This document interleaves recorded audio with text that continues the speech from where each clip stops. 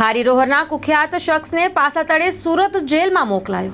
ગાંધીધામમાં ચૂંટણી અનુસંધાને જિલ્લામાં શરીર સંબંધી તથા મિલકત સંબંધિત ગુના આચરતા માથાભારે ઈસમોને પાસા તળે મોકલવાની કામગીરી ચાલી રહી છે, જે અંતર્ગત ખારી રોહરના ઉમર ઉર્ફે શકીલ કારા કટિયા સામે ગાંધીધામ બી ડિવિઝન ઉપરાંત કંડલા મરીન અને ભચાઉ પોલીસમાં ગુનો નોંધાયેલો હોય કલેક્ટર સમક્ષ પાસાની દરખાસ્ત કરવામાં આવી, જે મંજૂર કરતા પોલીસે તેને ઝડપી પાસા તળે સુરતની જેલમાં ધકેલી દીધો છે।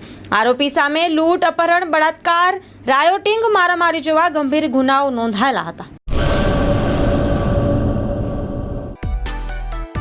માં motor driving, safe and sure driving.